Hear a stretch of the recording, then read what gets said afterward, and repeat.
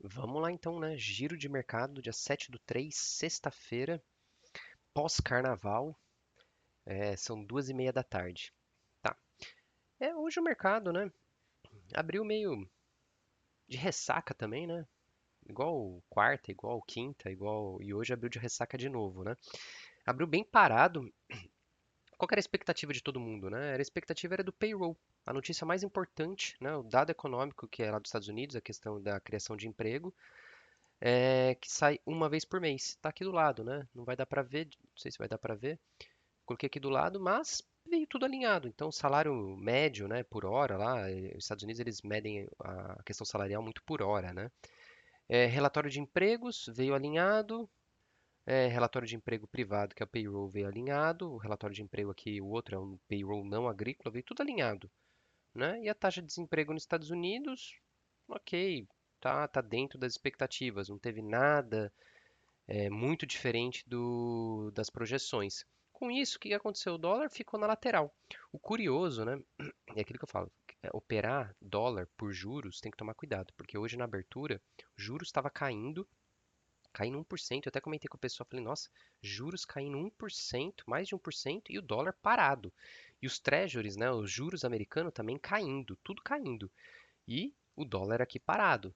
Muito estranho. Mas isso é tudo questão de precificação. Às vezes, cara, quem faz as contas, né, os bancos lá, que fazem todas as contas, precificam os ativos, às vezes eles já tinham precificado o dólar nesse patamar com juros X, os juros que estava descolado do valor do dólar. Inclusive, eu já até falei que falta eu mostrar aqui como que faz essa continha, né, mas vai ficar para segunda-feira agora, tá? Então, tava tudo descasado, bolsa caindo, juros caindo e dólar parado, né? Aí todo mundo fala, existe a correlação, se bolsa cai, dólar sobe, se dólar sobe, os juros, né? Na verdade, o juros sobe, por consequência, o dólar sobe também. Só que hoje estava tudo bagunçado pela manhã. Por quê? Porque tinha notícia para sair, tá? Então, quem opera muito baseado em macroeconomia, às vezes tem que tomar cuidado. A macroeconomia realmente ela leva os preços, ela leva, mas não quer dizer que ela vai levar naquele momento. Então, isso para quem opera day trade, tá? Quem opera day trade só tem que tomar cuidado com isso.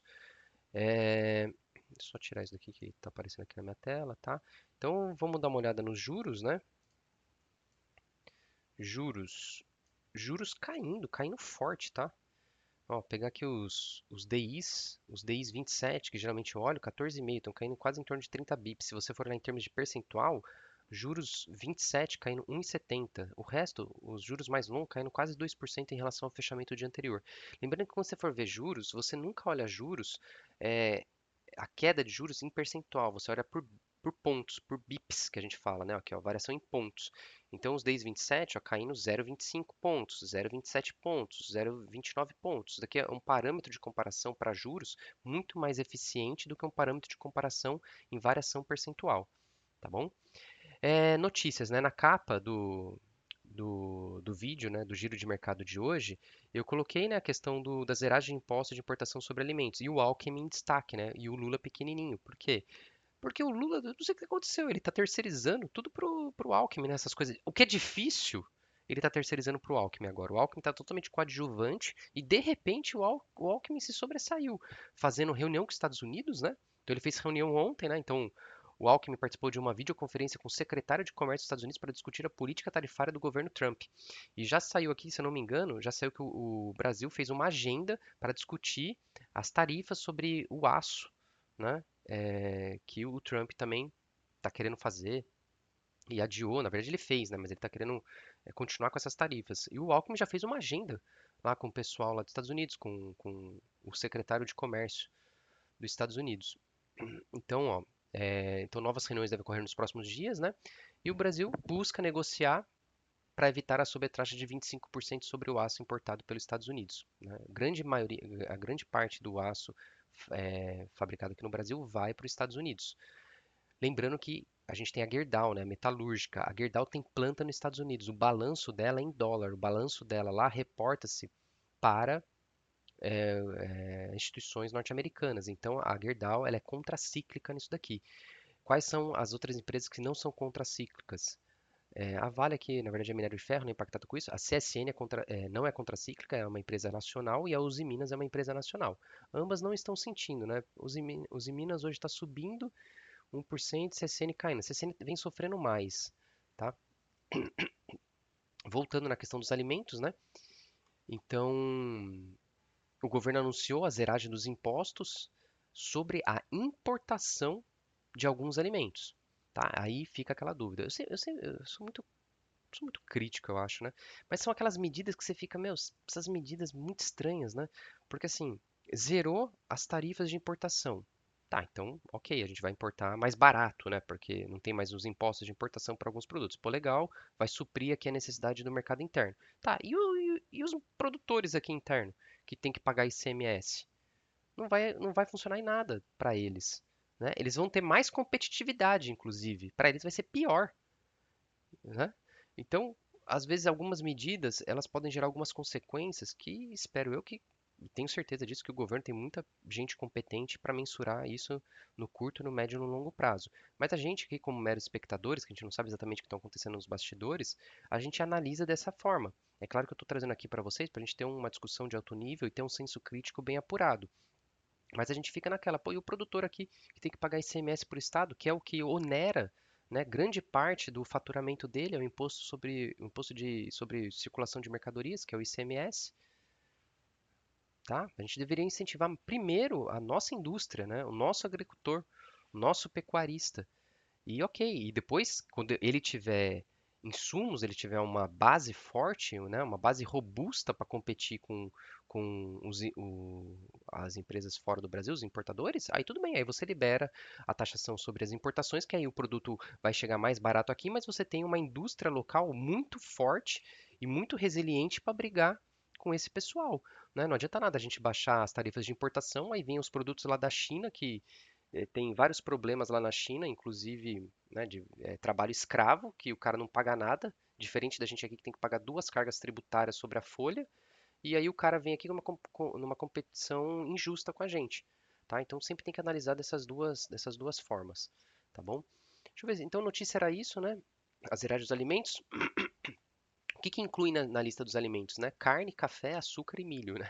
Que são os principais ali, café, açúcar e a carne que subiram muito aí nos últimos tempos, tá? Então, notícia era isso. Vamos passar, a gente já viu aqui um pouco sobre os juros também.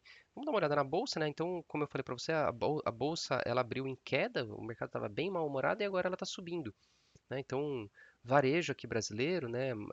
Marfrig também, essa questão da carne aqui deve ter impactado, lojas Renner, então o varejo está dando uma respirada, ó. Você vê que é tudo varejo aqui, ó. Lojas Renner, BR Foods, que mais aqui? A Marfrig, né? E a Magazine Luiza. As maiores quedas, a CSN que eu falei, né? Que está sendo sempre a mais impactada aí com essa questão da tarifação, tá? Vamos dar uma olhada aqui nos volumes. Faz tempo que eu não analiso o volume, né? E outras coisas, né? Mas lembrando, né? Petrobras, então, dando algumas oportunidades operacionais para entrada aqui, operacionais baseados em aquisição de ativo, tá? Para mim eu já venho falando isso há muito tempo.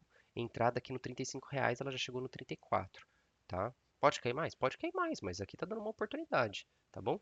Hoje ela subindo 1%. Bradesco, eu comentei também ontem sobre Bradesco, né?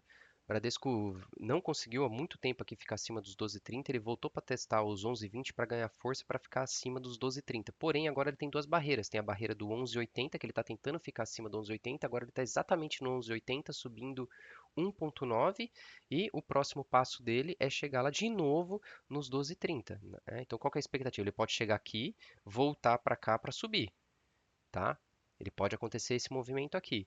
Agora a gente tem que ver o comportamento. Primeiro, ele tem que fechar acima aqui dos 11,80 e depois fechar acima dos 12,30. Se nada disso acontecer, ele vai voltar para testar aqui embaixo, tá? Ele vai voltar para testar aqui embaixo, tá bom? Vamos dar uma olhada no volume do Bradesco. Volume muito baixo, né? Deixa eu ver o volume da Petrobras que eu acabei analisando. A Petrobras teve volume alto, volume baixo. Então isso não é muito legal. Ambev continua na saga de alta, né? Isso é interessante, né? Eu tô saindo, ainda tô saindo das operações da Ambev. Mas vamos lá, mas é assim, são ciclos, né? Eu apostei enquanto ela estava nessa lateralidade, apostei enquanto ela estava aqui, ó, na metade do caminho e apostei aqui embaixo.